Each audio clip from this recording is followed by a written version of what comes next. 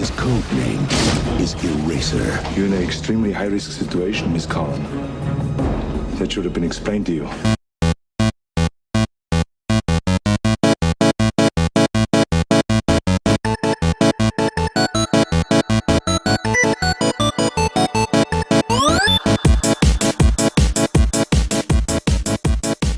Welcome, everyone, to Back in My Day. My name's David Petrangelo, and this week, the not-so-stereotypical millennials are going to go back 25 years, and we're going to head to the movie theaters, which is something we haven't done in the last, let's say, year and a half or so. But 1996 is a heck of a year for movies. We'll get to that in just a second. Joining me today, I'm lucky enough to be joined by Michael R. Power. Ian Walter. Gentlemen, we did our 1995 New Year episode about, oh my God, I can't believe it was already 5-6 months ago that we did that. I thought that was a lot of fun, and I think you guys really enjoyed it too. So I figured, you know what? There hasn't really been, we haven't done our summer movie wager in the last year. We couldn't do it because there really was no summer movie wager availability. There was no movies in the theaters. This year is a little bit in between. There might be some that are coming out and some opportunities to see movies depending on where you live. But 1996, like I mentioned, is a heck of a year for movies. It's an even 25 years ago. There's a lot of movies in here that I think we would put on some of our favorite 90s lists. And I figured, you know what? Let's pretend that we're sitting in mid-June of 1996, and we want to predict which movies between the May long weekend and the September long weekend are going to rule the box office. So we're going off of the box office wager of who's making the most money, which movie is going to be from 1 to 10 and rule the box office. And then we're going to have 3 dark horse choices as well. Mike, I'm not the best at explaining how the sort of point system works. Do you remember exactly how he did it? Because so you get champ. Are you the reigning you get champ? Mike is the reigning champ. Yeah, he is. Yeah, in the reigning champ. You get I think 10 points if you nail it exactly. So if you pick the movie in the 10th spot and it came 10th, you get 10 points, and you get bonus points for the first and 10th. You get 12 points or something. I don't know. They don't have it for me, but something like that. Yeah. And then you get points if you're 2 spots away or 3 spots away. So if you picked it to come 10th, but it came 8th, you get 7 or 6 points instead of 10. Right. And that's how it kind of works. So the closer you are, the more points you get. But what really matters is having all your movies in the top 10. So you get some points because you get at least 1 point. But it matters actually more placing them perfectly. You get the most points. The exact number. If you pick number 3 and it came 3, you'll get the most points out of that particular movie and everything. And then I think the dark horses, regardless of where they are in the list, they're worth 1 point as long as they're in the top 10 of the actual grossing of that year. So, and it's not really about the amount; it's about the ranking of the movies, right? Yeah. Okay, so Mr. Ian Walter, let's start with number 10. What is your number 10 choice for the 1996 summer movie wager? This one was tough, and I'll just say that because even when we did our ranking of 99 films, I remember going, okay, a lot of the films that we liked the most on this list didn't necessarily do so hot in the box office. I think Fight Club's an example, right? We love that movie, but it didn't necessarily crush. Yeah. And so it's hard when you're looking back at all these movies you love and did they do that well? I don't know. But my 10th one is The Phantom. Evil is a fact. We shall succeed where they have failed. Drax is on a quest for a supernatural power. They know far too much. And courage. Stop them. You're the only one who can. Is a phantom. Because I remember seeing it in theaters, so it got some dollars from me. It got at least $8 from you. Or probably my parents. $1996. But it was kind of like one of those superhero films that probably could have drew crowds in the summertime. Let's see. Yeah, so The Phantom. All right. Did you guys see that one? I did not see it in the theater. I think I saw it years after it came out. I have seen it, and I do not think it's very good, but that doesn't mean that it didn't make money. So we know a lot of shitty movies make money. I'll say these lists are not our 10 favorite. They're the 10 that we think made the most money that summer in order. Yeah, I think there's a lot of really good movies in 96, and a lot of them did not come out in this time frame of late May to early September. Like I think there's a lot and of we really also good movies. made a gentleman's agreement to do no Googling. No. So maybe you might Right. have a memory of this movie did good, this movie did bad, Wow. or this movie was a flop, but we didn't look into it before. So my number 10 is Dragonheart. I remember I actually liked this movie back when I was a kid.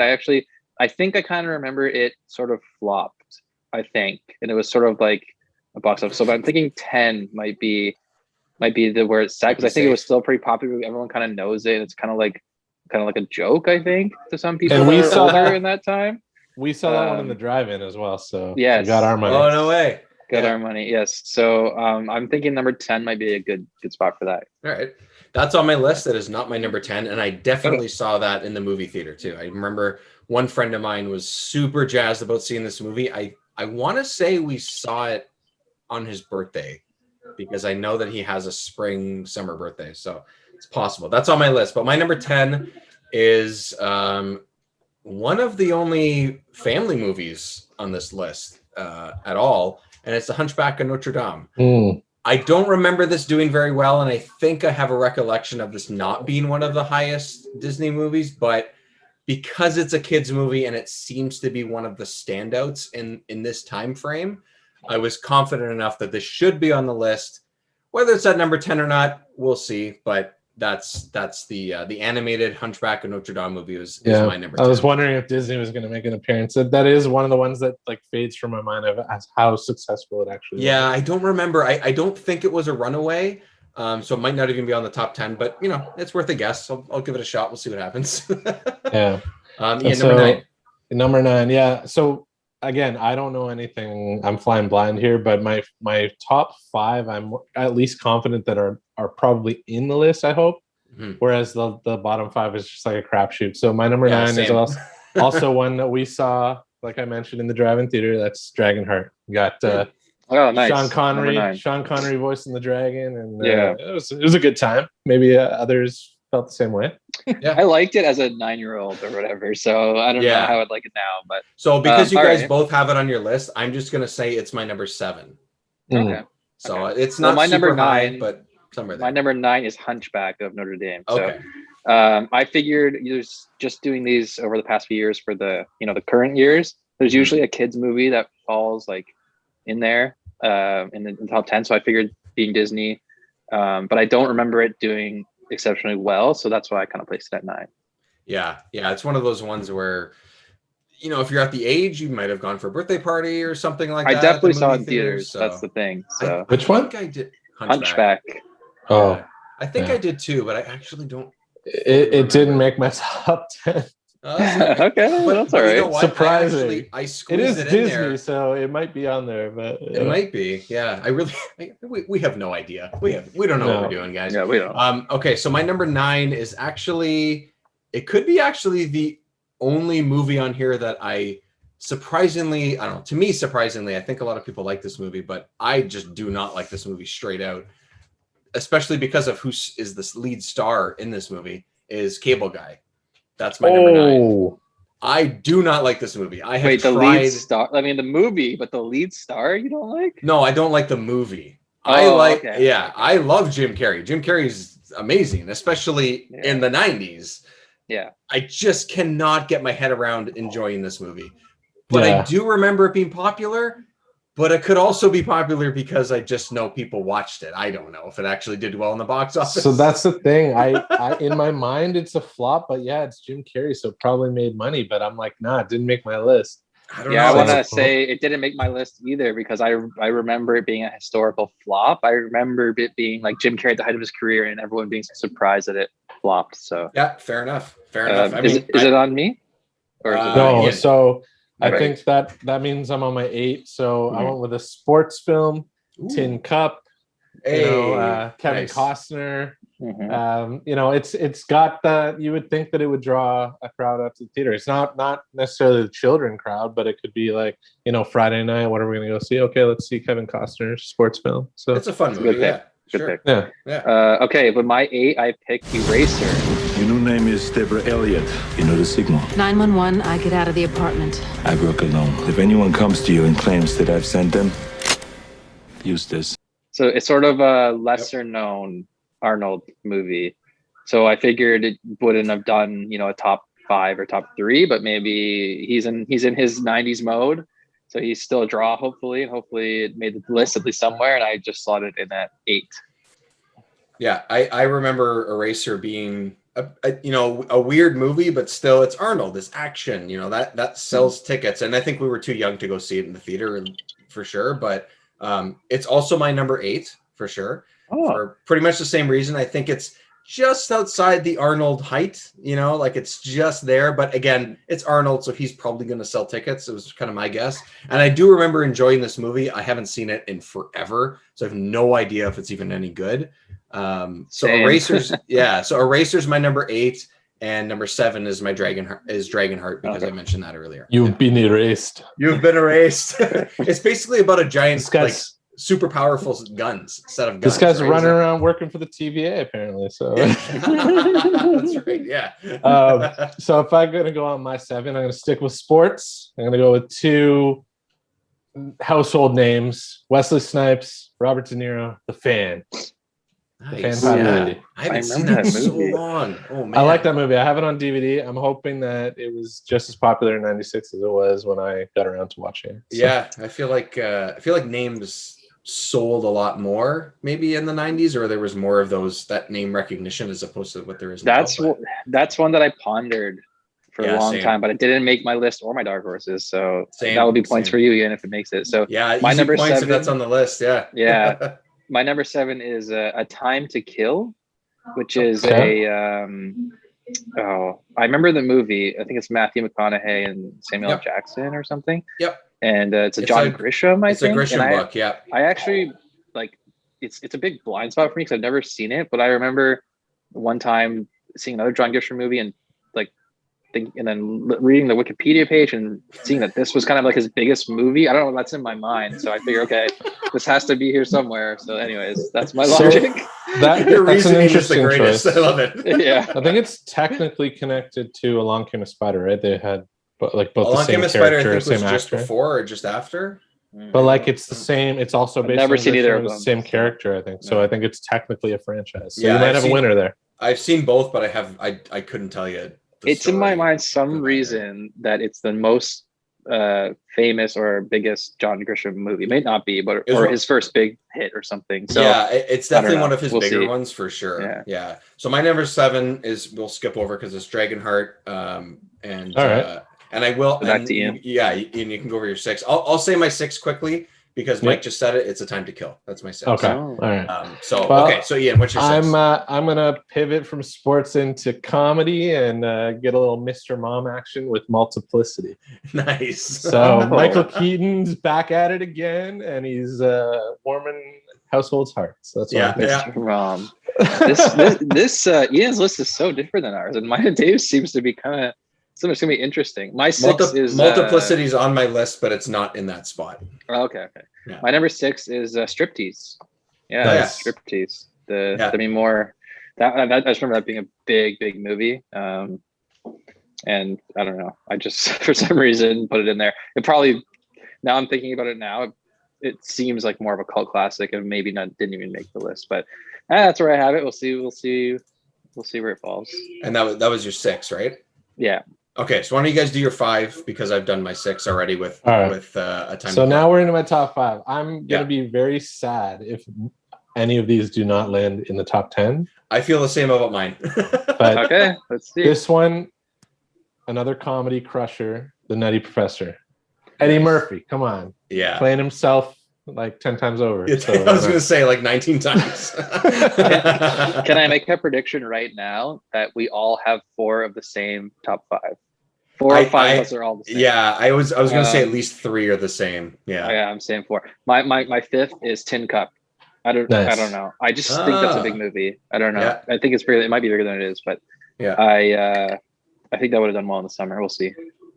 Yeah, I don't remember anything about Tin Cup. It's nowhere on my list. I'll say that. It's not even in my dark horse because, my memory's failing me. That doesn't mean that's a really good thing to go off of or anything like that. But my number 5 is Striptease. And a most unusual bouncer. You follow politics, Mr. Shack? Do I look like I follow politics? I'm Malcolm Moldowski, Congressman Dilbeck's right hand. You must be a very busy man.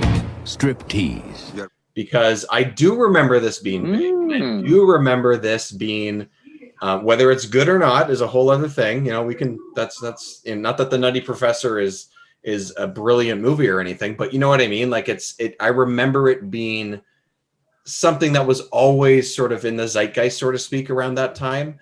But maybe it's only because of, I'm sure the first thing you think of when you think of this movie is the VHS cover of this and what it looks like. And her basically, you know, it says striptease on the top and it's a naked woman just sort of sitting there with her knees in front of her. Like, I know exactly what this movie looks like in the video store. Maybe that's why it's in my mind. And because I'm a boy, you know what I mean? Like that might be why. Because you were a 10-year-old boy. Because I was a 10-year-old kid, and this is what I remember, yeah, right? Maybe. But I remember it sort of being talked about a lot. So it's my number 5. But it could be nowhere close. I really don't know. Yeah. So. Okay. I've never actually seen it. So. And I don't think I've ever seen it either. I was just gonna say that. I don't think I've ever seen it. I might end up kicking myself. This might be criminally low. Depending, like there's only 4 slots left, but my number 4 is a franchise that's still going to this day, Mission Impossible. Nice. Tom Cruise. Yeah. Number 4. Okay. The kickoff. I think we all got that one. I got The Rock as number 4. The Rock. Number 4. Okay. I'm not feeling so good about it now. At the time, I was thinking like it's such a big movie. I don't know. I feel like it's higher, but anyway, it's 4 because maybe it's Michael Bay's first breakout or something. Maybe it did better over time. A lot of big names and stuff too, right? I went 4. These other 3 just felt more blockbustery to me. So anyways. The thing is about The Rock, that The Rock is my number 3. So I'll spoil that now. Okay.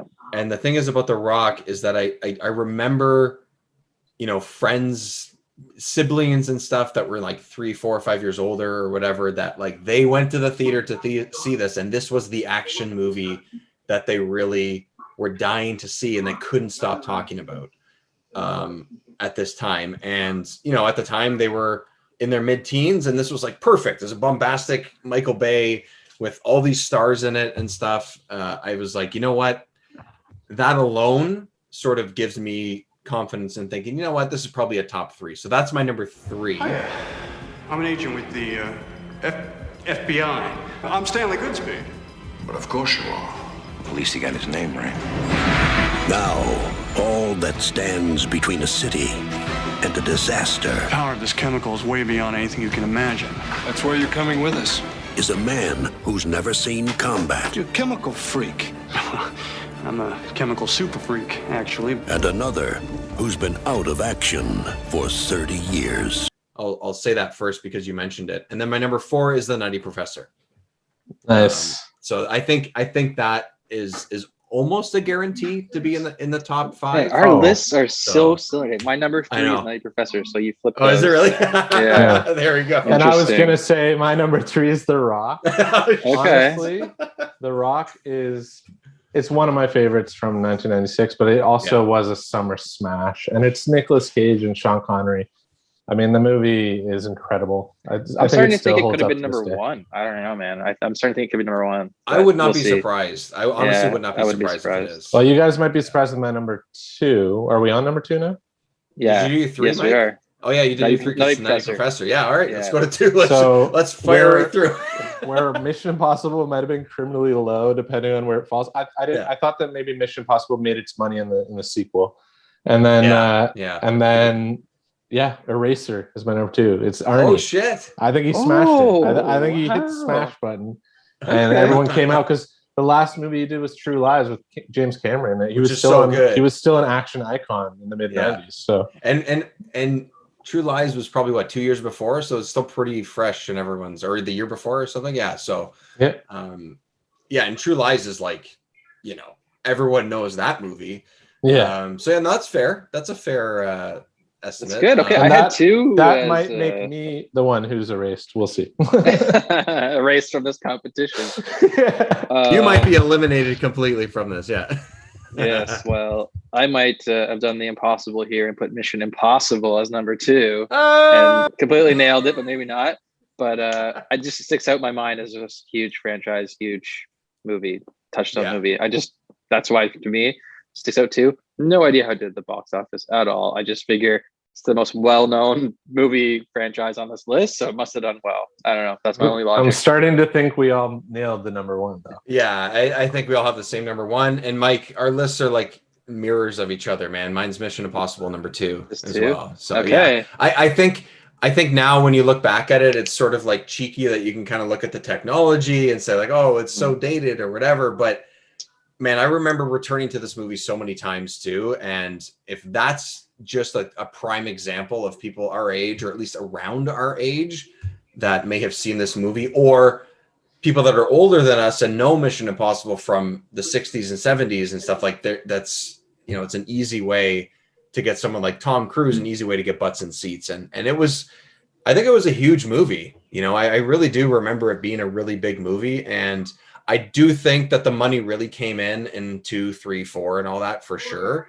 But in 1996, you didn't have to make as much as you did in 99 and 2002, you know, so to be in that top list. So I that's my number 2. And then Ian, let's just spoil what probably everyone's number 1 is, which I think must go faster. I think we all have Independence Day as our number 1. Yeah. And this was a imagine we're wrong. Imagine everyone had something different.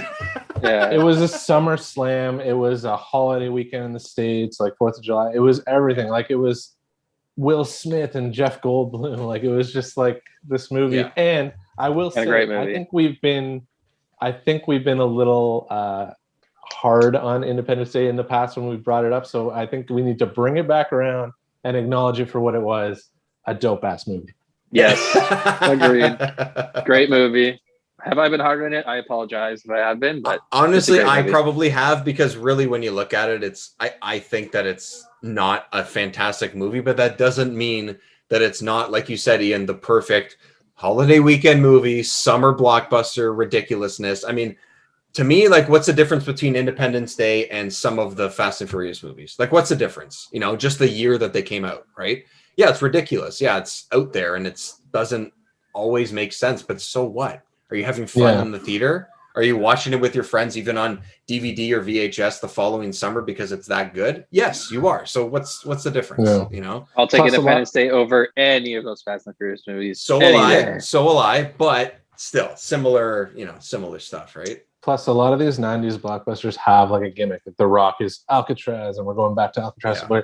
But Independence Day, everyone knows that sort of cover or from the trailer, like the White House just getting blown to bits, and it's just like, whoa, what's going to happen? You know, humanity's under attack. Kind of thing. Yeah. So, here I am talking about the striptease fucking VHS, and like really the Independence Day one. Yeah, I had that one where if you turned the cover, it was a holographic thing that would blow up the White House. Yeah, we all had that one. Yeah. That was, but I think they probably had that on VHS and DVD. And linked to striptease, his wife in the movie was a stripper.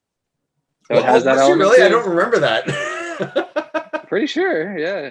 Wait, whose wife? Will Smith's wife? Will Smith's wife was a stripper in the movie, no? In Independence Day. Yeah. What kind of alternate reality you're living in? No, I don't remember. No? I have to go back. Mike's living in a different multiverse. Someone fact-check me on that. But you just reminded me, Dave, that we still have Dark Horses, so I might be able to climb my way back into this. Yeah, okay, so... so let's start with the Dark Horses, Ian. We have 3 choices. And like we mentioned earlier, each one of these, as long as they're anywhere, whether they're number 1 to 10, doesn't matter. Any one of them awards us at least 1 point each. So and it is domestic box office, right? It's domestic box office, so it's North America, it's Canada, US. So all right. Wow. Oh, that came into play for you? Oh, I was just like, yep, this one. Yeah, no, that because there's one that I wanted to mention because I love the movie, but I don't think it made enough in the States. Okay. All right. Okay. So at least on its initial run, or I guess we'll just go through all 3. I guess we might as well. Yeah. Ian, what are yours? All right. So I've got here. I don't know. This movie sounds like it was a flop, but I think it was for its time. People were talking about it. It may not be very good. Chain Reaction. Oh yeah. Yeah, I remember that movie. Yeah. I don't see it being in the top 10. I kind of regret saying it just now. But I almost had that in. Almost had that the in. other one's Striptease. Yeah. And I was torn between Jack and First Kid, but I'm going First Kid. Yeah, Jack. And I'll say First Kid because I also saw Kazam on that list. Notice how it wasn't Shazam starring Sinbad. It was Kazam starring Shaq, and this is First Kid starring Sinbad, and it came out the same summer. Oh, that's the confusion, maybe. maybe. I legitimately thought the other way around. I thought that Kazam was the Sinbad one when I was looking at the list. Like I completely got them mixed up. I was gonna put it on until I realized, oh, this is the Shaq one, which I'm pretty sure did not do well. Yeah, I'm hoping with First Kid that I can capture that, like, the kids crowd, that it's just like, okay, the Richie Rich crowd. Yeah, exactly. Yeah, similar idea. Mike, what are your three? Okay, well, I did fact check myself, and I was right. Vivica A. Fox, Will Smith's wife, was a stripper in the movie Independence Day. The fact that I remembered that and you guys didn't mean I was the horniest 10-year-old of the three of us. Nice. Mike's got the stripper knowledge. Boom. Yes. I can't believe you guys didn't remember that. Come on. That was I don't remember that great, at all. strong female character who owns the fact that she's a stripper. It was great. Fair enough. Tells the first lady. Can you guys name the president? Remember that? Yeah. Oh, can name the Bill president? Paxton? No. It's not Bill Paxton. It's Bill Pullman. Sorry. Oh, Pullman, right. The first lady that you're mentioning is from Battlestar Galactica. So boom. Boom. Goes that way. Okay. My three dark horses are the Cable Guy, because I remember that being a flop. The Phantom, because I remember that not being also being a flop. Superhero movie, and probably also a flop. And then the third one, way out of left field, because it was a massive movie in my house, Harriet the Spy. Oh, I remember that. I maybe think I it's saw snuck that in there, but yeah, it's a kids movie. Maybe in the theater. Kids angle. I could steal a point from you guys there. Sneaky little point. No strippers in that movie, but still might make it. You didn't hit your niche, Mike. You didn't hit your niche. I don't know if it's going to work. Have a sequel, Harriet the Stripper, coming out in 2022. 15 years later. So I guess out of my three dark 25, horses, 26 years later. Yeah, at this point, yeah. Out of my dark horses, there's still just one movie we haven't mentioned yet. So two of my three are Multiplicity, which Ian mentioned. Kingpin, which you guys have mentioned as well, is in my. I think someone did. One of you guys have that? No, I didn't. It was movie, teetering the line. It was right below First. Yeah, I know it's not. I know it's not huge, but I was wishful thinking. And then Escape from LA is my next one. Oh, I wanted to take it, but I don't think it made money. Yeah, I didn't take any of the cult classics. I don't think it really did. But and the only thing that one of the main things that made me question, maybe I shouldn't, but I kind of like the movie, is because there's so many other action movies on here. Like, how many could you possibly see in the summer? Yeah. But I don't know. When you were 18 or 20, I wasn't 18 or 20 in 1996. So I don't know. Maybe a lot of people just went to go see action movies, and that's all they consumed in 96. So maybe it replaces Eraser. Maybe it replaces Eraser. I don't know. I'm starting to get erased myself. Eraser. I should have swapped Mission Possible with Eraser for sure. I don't even know. Yeah, at least Eraser is number 7. It's not numbered in the top 3. So,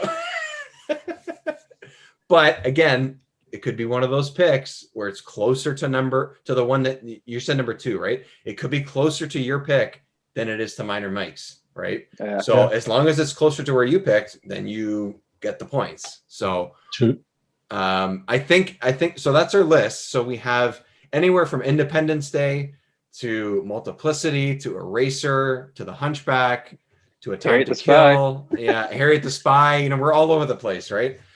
Mike, you can laugh at my kids' cartoons with Arthur, but you also picked Harriet the Spy in this list. So, So I had sisters, and it was a very popular movie among the under 10-year-old female audience. So maybe that's not a big movie. Maybe that's probably not a big blockbuster movie going on here, but I don't know. I had the one there.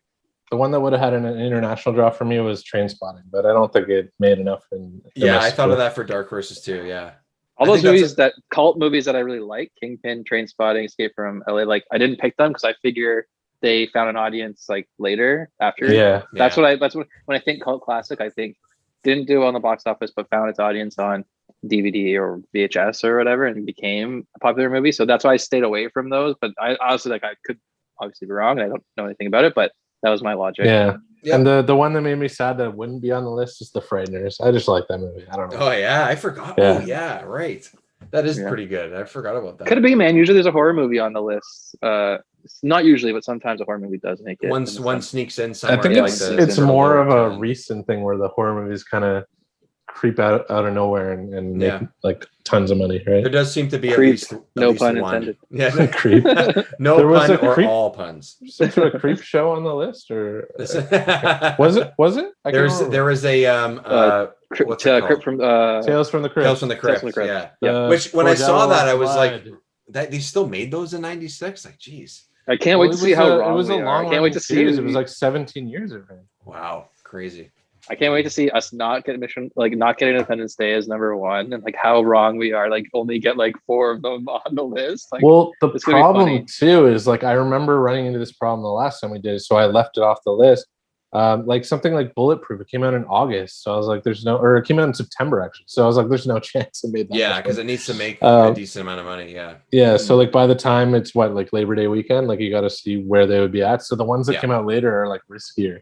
Yeah, exactly. So what we're gonna do is we're gonna rank these. We're gonna see where they fall as far as box office between the end of May, the long weekend in May, and the long weekend in September, which is where we picked all these from. And then in a week or two, we're actually also going to pick our favorite movies from '96 in general. So we're gonna have all that all at once, and then the winner, we'll come up with a wager. We'll come up with how we're gonna do this. The winner is probably gonna make the other two of us watch a movie. I don't know if it from '96 makes the most sense because we like so many of the movies in '96. Yeah, well, maybe a just, '90s movie. Maybe just a '90s movie. Yeah. Force like the that. other two to watch a '90s movie, and then we'll review it on the podcast. Yeah, exactly. I think we'll do something. Yeah, like that. which That'd be reminds cool, me, we still have to have a conversation at some point about Big Trouble in Little China. In Little China, yeah, exactly. Yeah, I know, right? that That's was like the one I almost made 2 you years guys ago watch. now. It's crazy. Yeah. Well, I mean, we haven't been forced to talk about it because we haven't had another summer movie wager. That too, exactly. So, so that's it. That's our 1996 summer movie wager. Everybody's crossing their fingers and knocking on wood that 2022 will have a jam-packed summer, which it seems like we're going to, which is great. Theaters or not, we're going to have releases to talk about. Mike, before we get to our results for an episode or two from now, where's everybody following our stuff? At Day Back In on social media, and the podcast is called Back in My Day. Find it on your podcast app of choice. That's us. We're infrequently Back in My Day games on Twitch. We are Back in My Day on YouTube as well. We are posting versions of our podcasts on there too. If you want to see our ugly faces, if that floats your boat, great. I don't know. Maybe it does. Maybe it doesn't. It's all good. Can't wait It's to there see for those you if you YouTube need it. comments. Yeah, exactly. Yeah. And then that's pretty much it, gentlemen. Thank you very much for joining me, and everyone, thanks for listening. We will have your results very soon and see where things fall for the 1996 summer movie wager. Thanks, everyone.